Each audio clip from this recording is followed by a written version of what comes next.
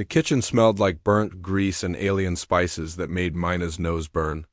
She scrubbed the large metal pot with her small hands, trying to get the sticky purple sauce off the bottom. Her stomach made angry noises because she had not eaten anything since yesterday morning. Mina was 19 years old, but looked much younger because she was so thin. Her black hair was always messy and her clothes were old and torn. She had been working in the palace kitchen for 3 years, ever since her parents died in a mining accident on Earth Colony 7. The Corvani Empire owned many planets, and humans were at the bottom of everything. They cleaned toilets, washed dishes, and did all the jobs that the tall, blue-skinned Corvani people did not want to do. Mina was lucky to have any job at all, even if it meant working 16 hours a day for almost no food. "Mina, you stupid girl!" shouted Chef Vex, a fat Corvani with 4 arms and mean yellow eyes. "You broke another plate yesterday. No dinner for you again." Mina's heart sank. She had accidentally dropped a fancy plate while carrying a tray of food to the dining hall. It was an accident, but Chef Vex did not care about accidents. He cared about making humans suffer. "Please, sir," Mina said quietly. "I have not eaten since yesterday. I promise I will be more careful." Chef Vex laughed, showing his sharp teeth. "Humans are weak and useless. Maybe if you get hungry enough, you will work better. Now get back to scrubbing." Mina wanted to cry, but she had learned not to cry in front of the Corvani. They liked to see humans cry. It made them feel powerful. Instead, she kept scrubbing the pot and tried not to think about how much her stomach hurt. Through the kitchen window, she could see into the great dining hall where Emperor Kalen ate his meals. The emperor was huge, even for a Corvani. He had dark blue skin and wore robes made of gold fabric. His crown had jewels that sparkled like stars, but Emperor Kalen did not look happy. He never looked happy anymore. Sitting next to him was his son, Prince Juno. The prince was 12 years old and had lighter blue skin than his father. He was handsome and wore fine clothes, but something was wrong with him. Prince Juno never spoke. Not ever. Mina had heard the kitchen workers talking about it. 3 years ago, Prince Juno used to talk and laugh like any normal child. But then something bad happened and he stopped talking completely. Now he just sat at the table and stared at his food without eating much. Every day, doctors and mind healers came to see Prince Juno. They were the smartest people in the galaxy. They had machines that could look inside brains and medicines that could fix almost anything. But none of them could make Prince Juno talk. Emperor Kalen was getting desperate. Mina could see it in the way he looked at his son. The emperor was the most powerful person in the galaxy, but he could not help his own child. "The prince still will not speak today," said Juan, the old human janitor who was Mina's only friend in the palace. Juan was 70 years old and had worked in the palace for 40 years. He knew everything that happened there. "Why do you think he stopped talking?" Mina asked while she dried the clean pot. Juan looked around to make sure no Corvani were listening. "His mother died 3 years ago. Rebels attacked the palace, and the empress threw herself in front of the prince to save him. He watched his mother die. After that day, he never said another word." Mina felt sad for Prince Juno. She knew what it was like to lose your parents. After her parents died, she had not wanted to talk to anyone either, but she was just a poor human girl. Prince Juno was royalty. Everyone expected him to be strong. "The emperor has tried everything," Juan continued. "He brought doctors from 100 different planets. He offered huge rewards to anyone who could make the prince speak. Nothing works." That evening, Mina was carrying dirty dishes from the dining hall when she heard Emperor Kalen talking to his advisors. The emperor sounded angry and tired. "Another doctor failed today," the emperor said. This one claimed he could read minds. He said there was nothing wrong with Juno's brain. The boy just chooses not to speak. "Perhaps the prince needs more time, Your Majesty," said one advisor. "Time?" Emperor Kalen slammed his fist on the table. "It has been 3 years. My son sits there like a statue. He will be emperor someday, but how can he rule if he cannot even say one word?" Mina stopped walking. She should not be listening to the emperor's private conversation, but she could not help herself. She felt sorry for both the emperor and his son. Her stomach made another angry noise. She was so hungry that she felt dizzy. Without thinking, she looked at the table where the emperor sat. There was so much food left over, enough to feed 10 people. The servants would throw it all away later, while humans like her went to bed. Hungry. An idea came into Mina's head. It was a crazy idea. A dangerous idea. But she was so hungry and so desperate that she did not care about being careful anymore before she could change her mind. Mina walked straight up to Emperor Kalen's table. The guards reached for their weapons, but the emperor held up his hand. To stop them, he looked at the small human girl with surprise. "What do you want, human?" Emperor Kalen asked. His voice was deep and scary. Mina's hands were shaking, but she forced herself to speak. "Your Majesty, I have a deal for you." The emperor raised one eyebrow. "A deal?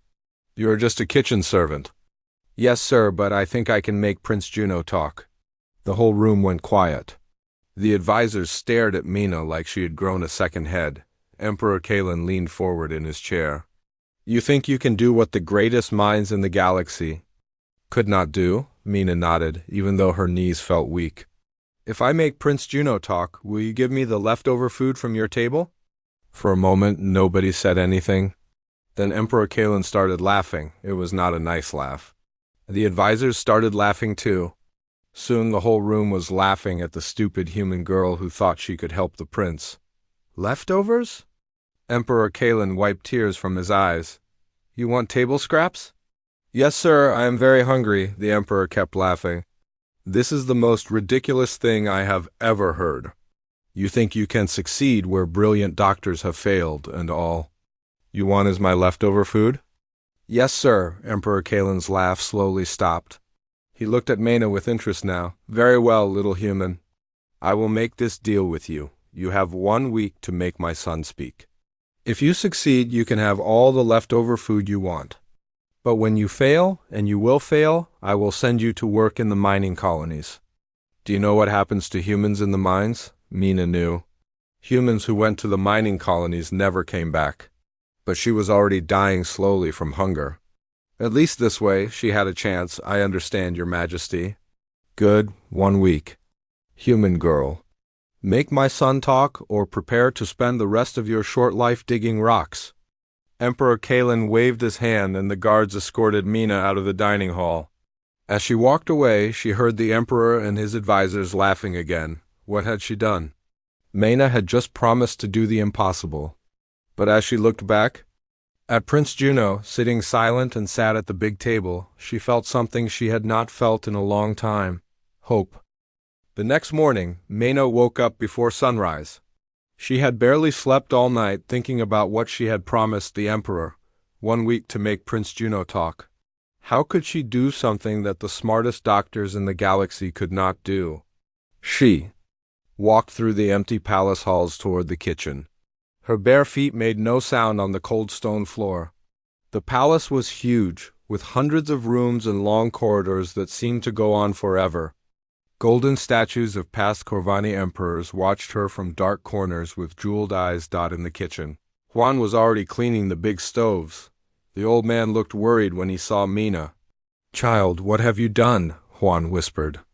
"The whole palace is talking about your crazy promise to the emperor. Do you want to die in the mines?" Mina picked up a dirty pot and started scrubbing. "I am already dying here, Juan. At least this way I have a chance." "A chance?" Juan shook his gray head. "Doctors with machines that can see inside mines have tried to help the prince. What makes you think a human kitchen girl can do better?" "I do not know yet," Mina said honestly, "but I have to try." Juan sighed. "Well, if you're going to try this impossible thing, you need to know more about Prince Juno. Sit down and listen."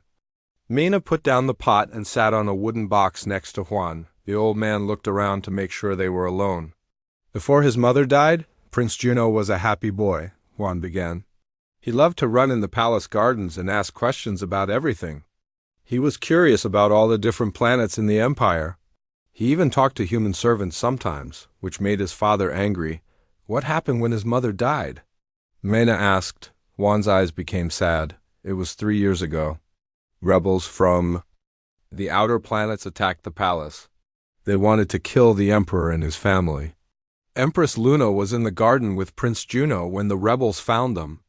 Juan paused and wiped his eyes with his sleeve. The empress could have run away and saved herself, but she stood in front of her son and fought the rebels with her bare hands.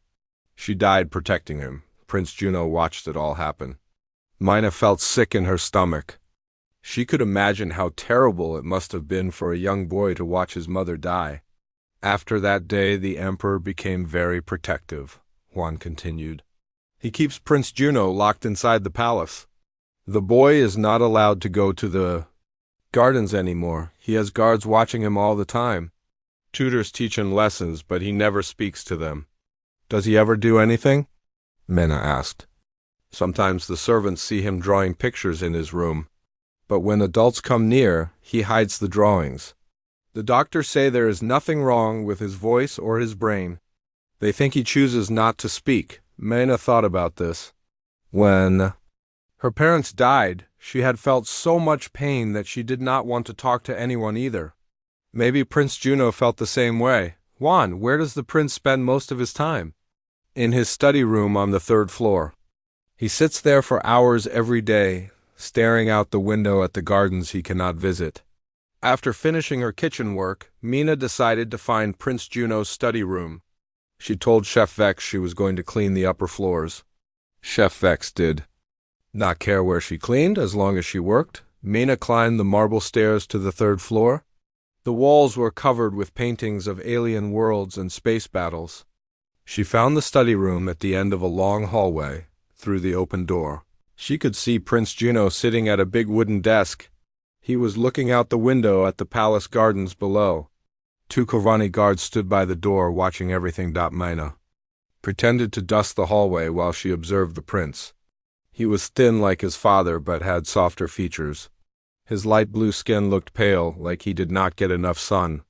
He wore expensive clothes, but they seemed too big for him. On his desk were books about different planets and star charts. But Prince Juno was not reading them.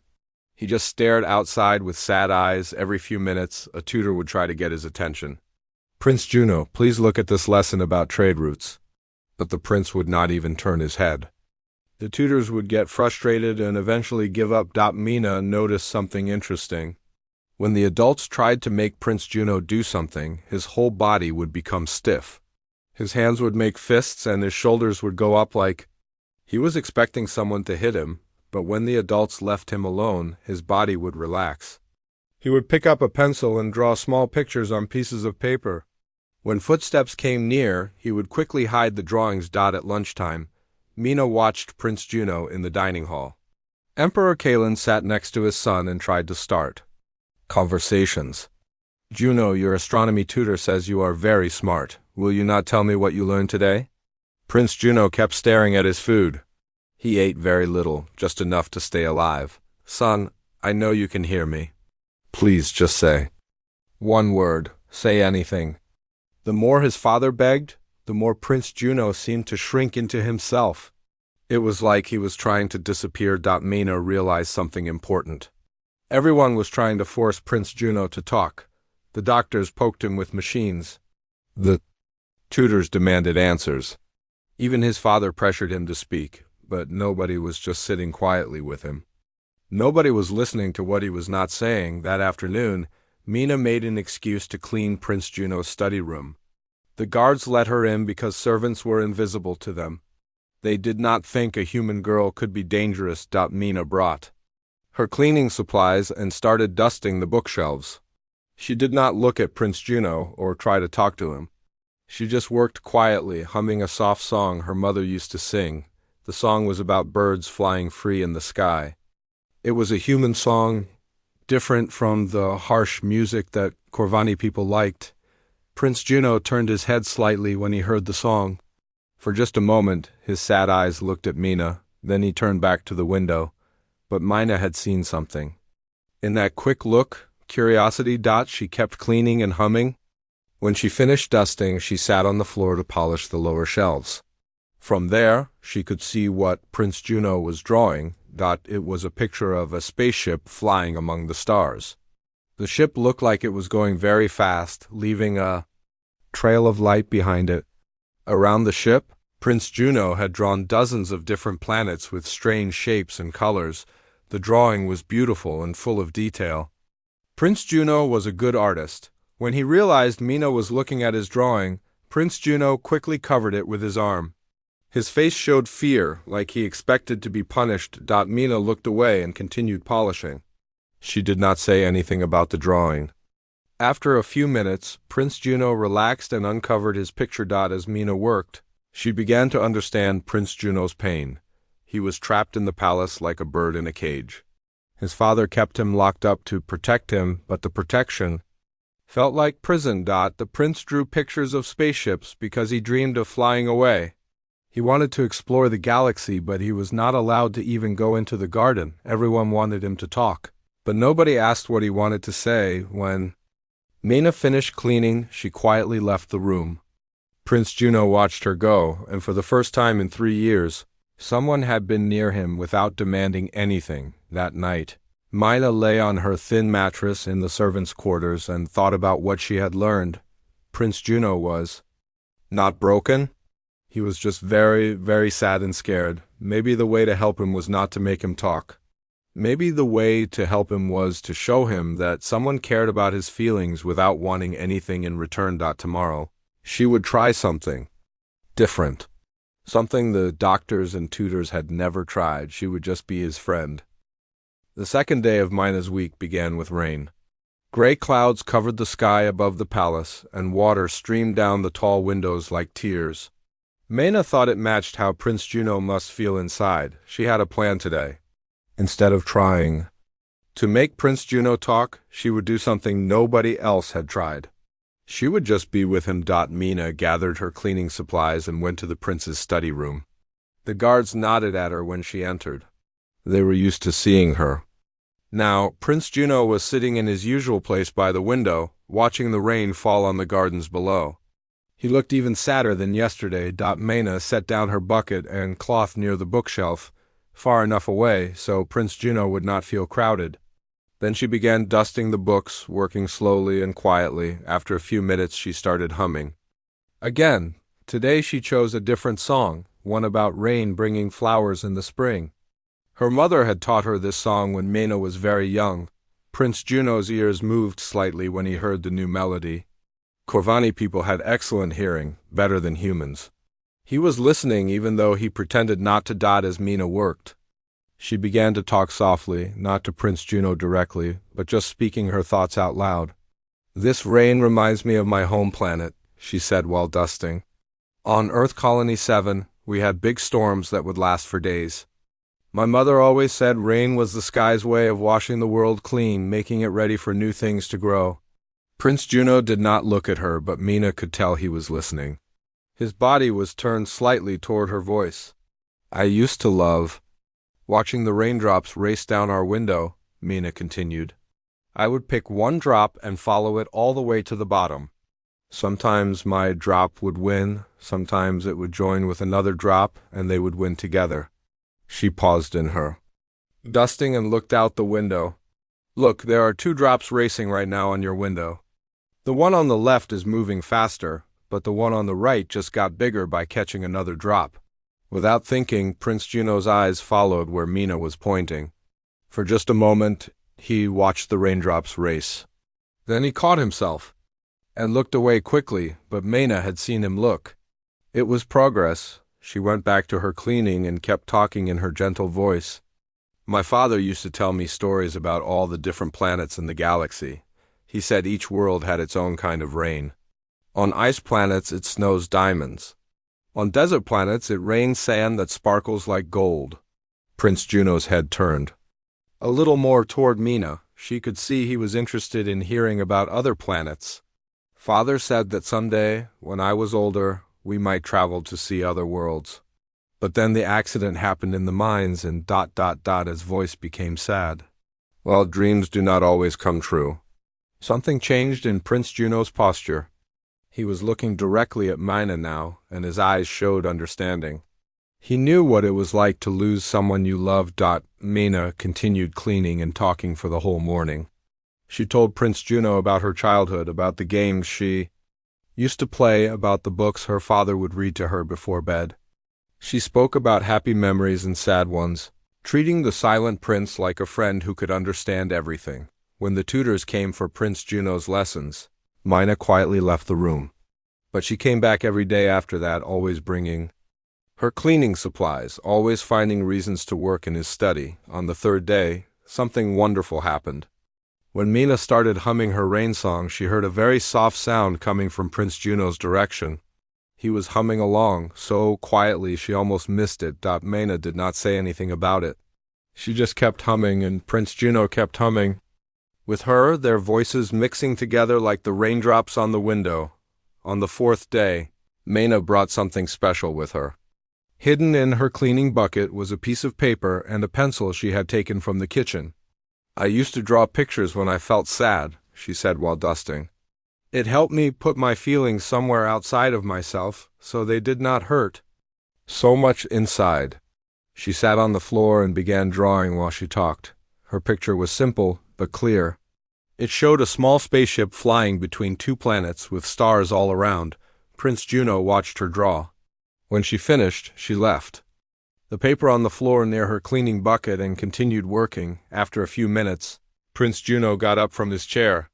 He walked over to where Mina had left her drawing and looked at it closely. Then he went back to his desk and pulled out one of his hidden drawings. Slowly, carefully, he brought his picture over and placed it next to Mina's. His drawing was much better than hers, with more detail and beautiful colors. It showed the same thing, a spaceship among the stars, but his ship looked like it was dancing through space instead of just flying. Mina looked at both pictures lying side by side. "Your spaceship is beautiful," she said simply. "It looks happy, like it loves to fly." Prince Juno's face showed the first real emotion Mina had seen from him. He almost smiled. From that day on, they drew together. Mina would start a simple picture, and Prince Juno would add to it or draw his own version. They created whole worlds on paper, filled with strange animals and floating cities and ships that could travel faster than light. Prince Juno began making small sounds while they drew. Not words, but little noises of excitement or concentration. Once, when Mina drew a funny-looking alien with too many arms, Prince Juno made a sound that was almost a laugh. The palace staff started to notice changes in the prince. He ate more food at meals. He paid attention to his tutors, even though he still did not speak to them. Most importantly, he did not look as sad as before. Emperor Kalen heard about these changes. He began watching Mina more carefully, wondering what the human girl was doing that his expensive doctors could not do. On the fifth day, Mina made a discovery that changed everything. She found Prince Juno in his study, but instead of sitting by the window, he was standing at a different window that looked out over the palace courtyard. Below in the courtyard, human servants were loading supplies onto a transport ship. The ship would take the supplies to other planets in the Empire. Prince Juno was watching the ship with hungry eyes.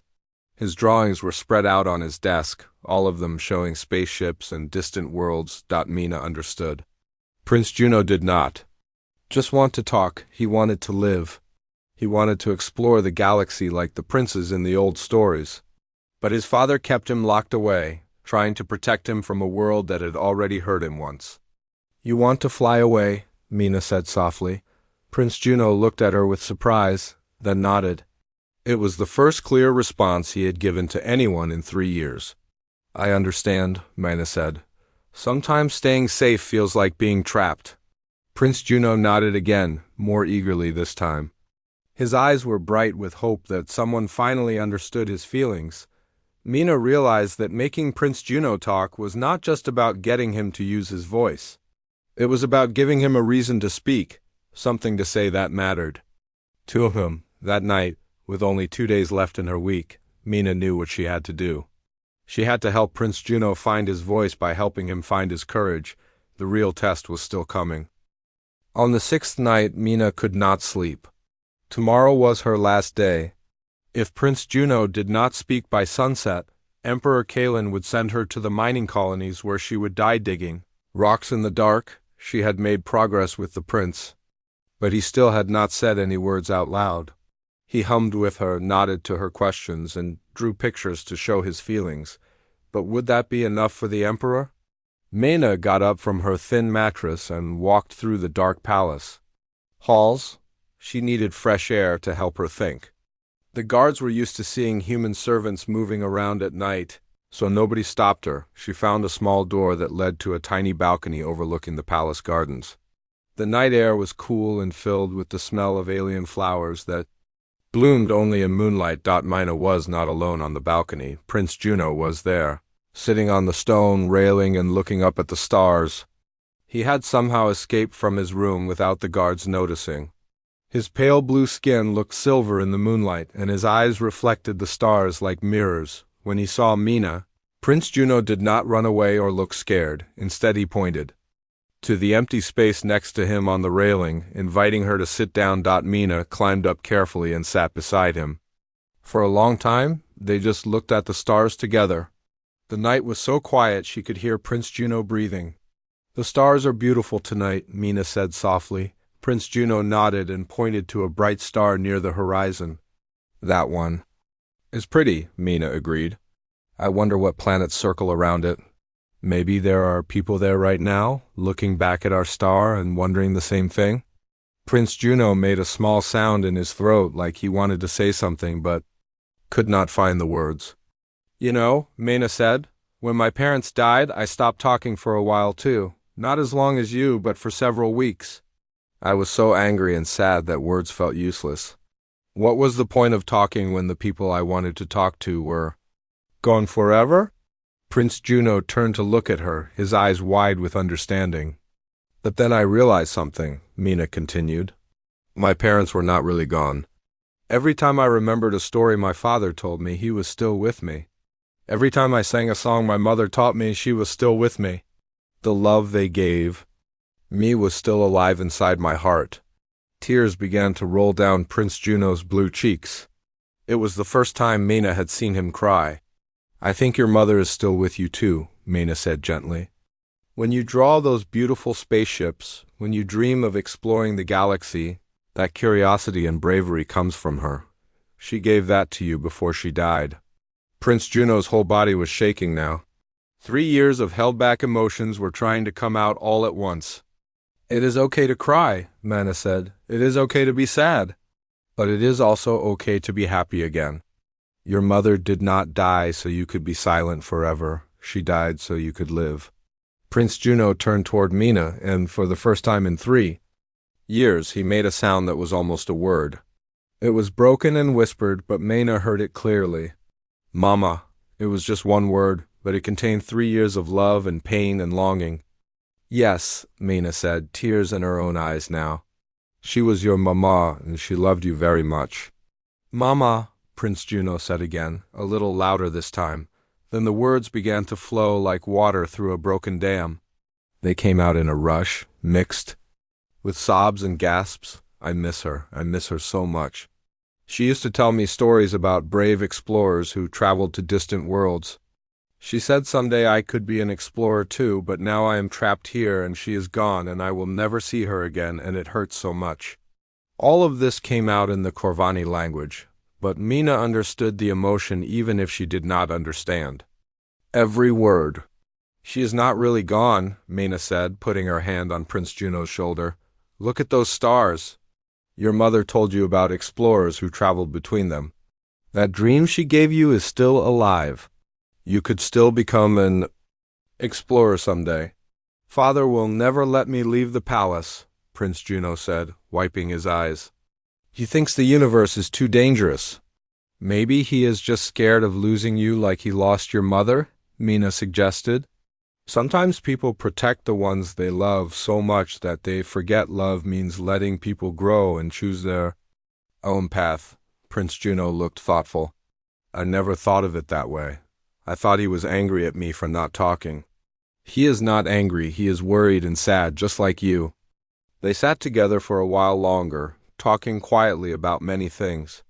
Prince Juno told Mina about his memories of his mother, about the dreams he had of seeing other worlds, about how lonely he had been for 3 years. Mina told him more about her own life, about her hopes for the future. about how their friendship had made her feel less alone in the big palace. As the sky began to turn light with the coming dawn, Prince Juno asked a question that surprised Mina. "What will happen to you tomorrow when the Emperor asks me to speak?" Mina had been so focused on helping Prince Juno that she had almost forgotten about her own danger. "I do not know," she said honestly. "If you do not speak in front of your father, he will send me away." "But I am speaking now," Prince Juno said.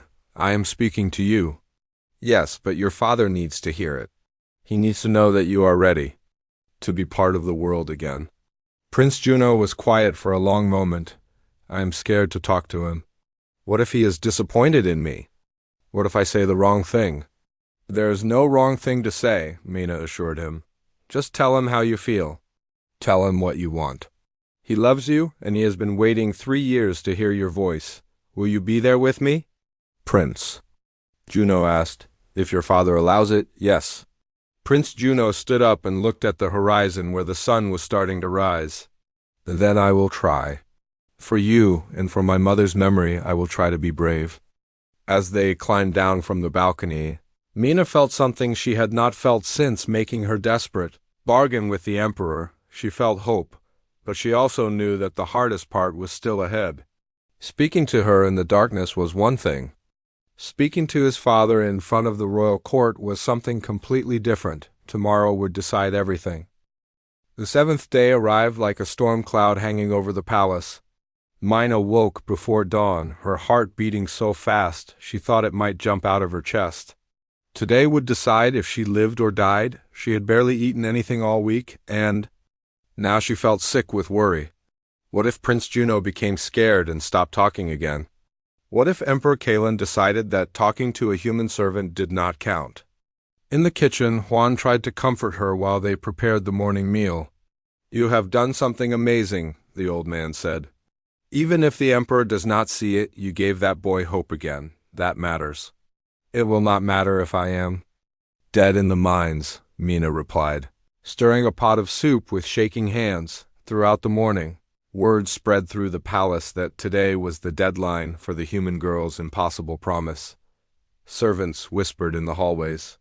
Guards made bets on whether she would succeed or fail. Most of them thought she would fail. At noon, a royal guard came to the kitchen and told Mina to follow him.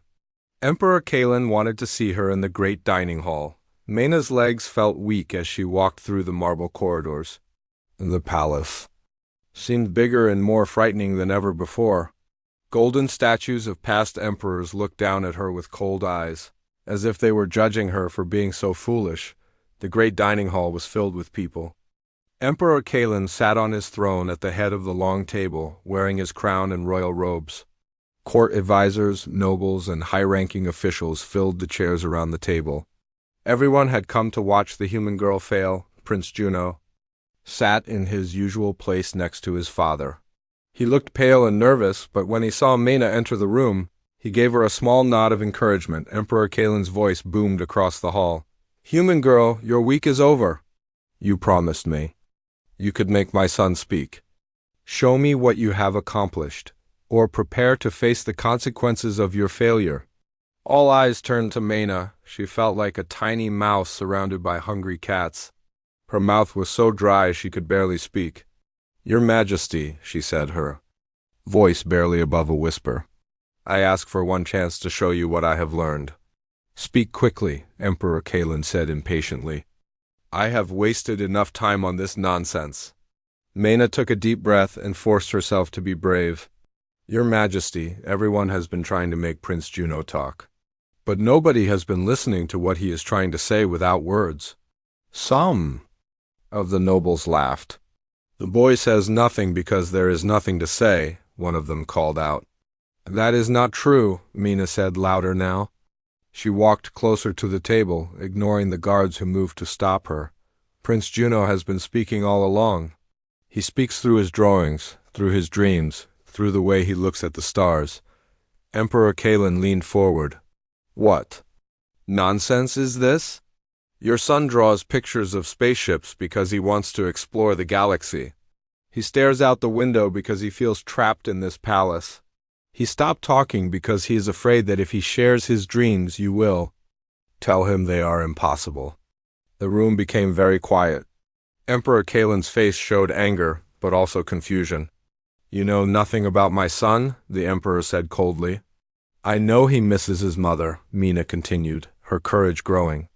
I know he feels guilty for surviving when she did not. I know he wants to make her proud by becoming the brave explorer she told him he could be. Emperor Kalen's expression changed. For the first time, he looked uncertain.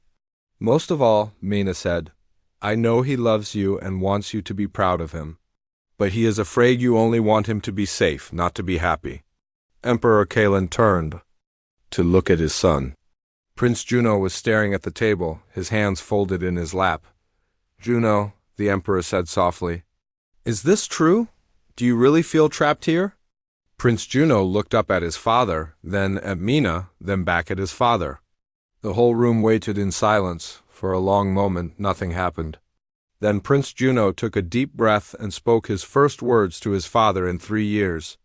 I am sorry, father, he said, his voice quiet but clear. I'm sorry I worried you. I'm sorry I stopped talking. I was just so sad about mother, and I did not know how to tell you. Emperor Kalen's eyes filled with tears. His powerful voice cracked when he spoke. My son, my dear son, you have nothing to be sorry for. But I do, Prince Juno continued, gaining confidence. I know you were trying to protect me, but I felt like I was in prison. I want to see the worlds mother told me about. I want to learn about other planets and maybe even visit them someday. The universe is dangerous, Emperor Kalen said, but his voice was gentle now, not commanding. Mother faced danger to protect me, Prince Juno replied. Maybe I should face some danger too, so I can become strong enough to protect others. Emperor Kalen stood up from his throne and walked around the table to his son. He knelt down so they were at the same height and took Prince Juno's hands in his own. I have been so afraid of losing you that I forgot you were already lost, the emperor said. Can you forgive a foolish father who loves you too much? There is nothing to forgive, Prince Juno said, and then he did something he had not done in 3 years. He smiled, father and son embraced while the entire court watched in amazement. Many of the nobles were crying, moved by the reunion they were witnessing. When they separated, Emperor Kalen looked at Mina with new respect. Human girl, you have done what the greatest minds in my empire could not do. You gave me back my son. Name your reward, and it shall be yours. Mina thought about all the things she could ask for. Money, a better job, a home of her own. But she remembered her original bargain and smiled. Your Majesty, you promised me the leftover food from your table. That is still all I want. Emperor Kalen laughed, but it was a happy laugh this time, not a mocking one. You shall have the leftovers from every meal at the royal table for the rest of your life. But that is not enough. You will also become Prince Juno's official companion, an advisor. You will help him prepare for the day when he is ready to explore the galaxy. Prince Juno's face lit up with joy. Really, father? I can learn about other worlds? Yes, my son. And when you are old enough and wise enough, we will visit them together. The court erupted in cheers and applause. Mina felt dizzy with relief and happiness. She had not only saved her own life, but she had reunited a father and son who had been lost to each other. As the celebration continued around them, Prince Juno leaned over to whisper to Mina, Thank you for helping me find my voice.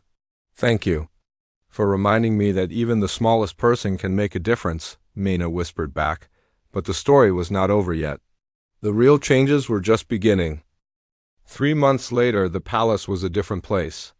The change had started small, like a single drop of water that eventually becomes a river. Mina now lived in a beautiful room near Prince Juno's quarters.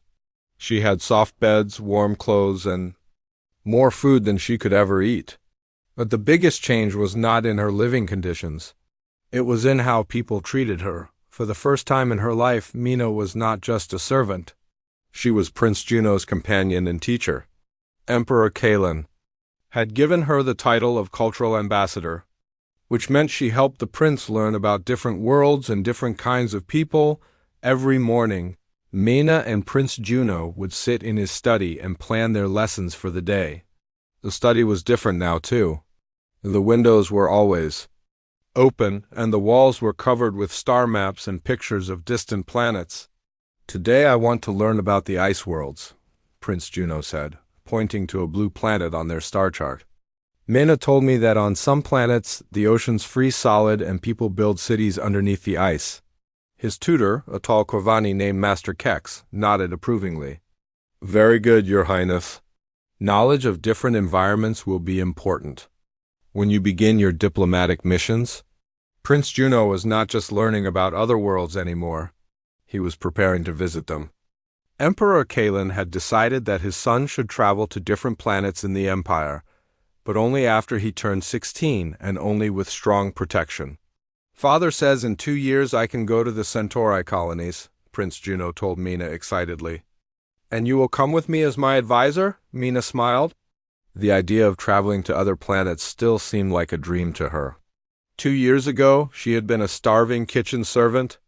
Now she was preparing to explore the galaxy, but the changes in the palace went beyond just Mina and Prince Juno. Emperor Kalen had begun to see humans differently. If a poor human girl could understand his son better than trained doctors, maybe humans had abilities that Corvani people had overlooked. He ordered new policies throughout the empire. Human workers would receive better food, better housing, and fair wages for their work. Human children would be allowed to attend schools alongside young Corvani. Most importantly, humans would no longer be treated as inferior beings, but as valuable citizens of the empire. Not everyone was happy about these changes. Some Corvani nobles complained that humans were getting too much freedom, but Emperor Kalen would not listen to their complaints. "My human advisor taught me that wisdom can come from anywhere," he would tell them. "If we only listen to people who look like us and think like us, we will miss important truths." Old Juan was one of the first humans to benefit from the new policies. Instead of scrubbing floors, he became the head of palace maintenance, supervising both human and Corvani workers. His years of experience and practical knowledge made him perfect for the job. "Who would have thought," Juan said to Mina one day as they walked through the palace gardens, "that your crazy promise would change the lives of humans throughout the galaxy?" The gardens were another change. Emperor Kalen had torn down the walls. That kept Prince Juno trapped inside. Now the gardens were open to everyone in the palace, and Prince Juno spent hours there every day, studying the plants and animals from different worlds.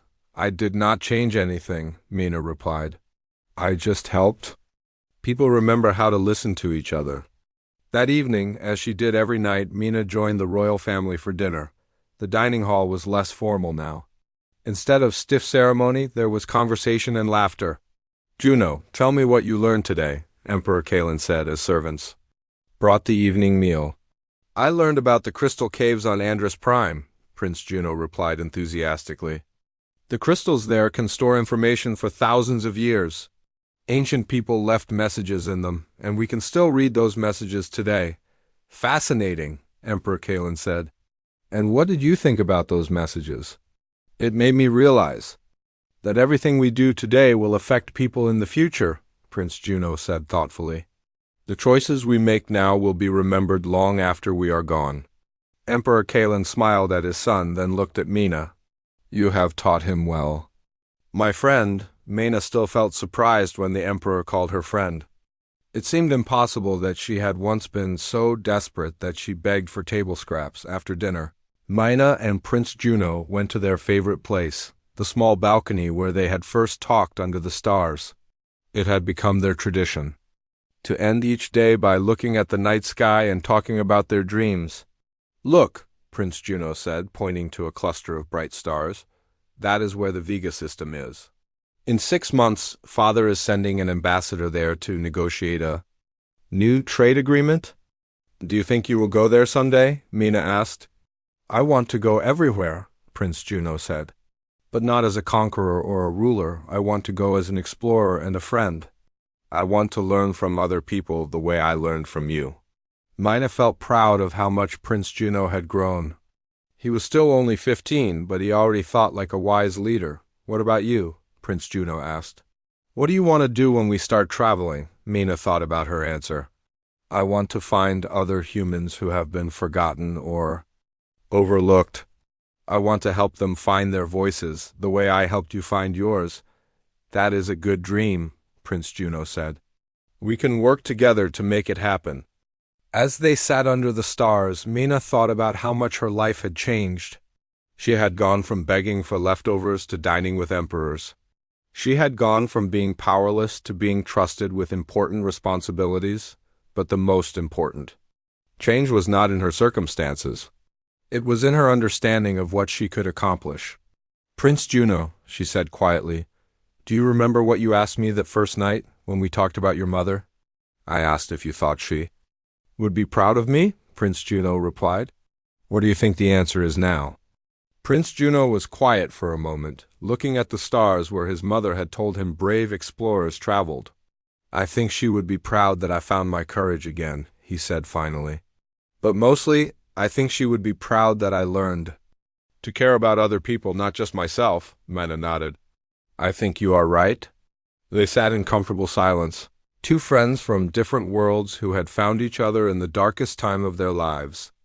Around them, the palace hummed with activity as humans and Corvani worked together in ways they never had before. Far below in the kitchens, human cooks prepared meals alongside Corvani chefs.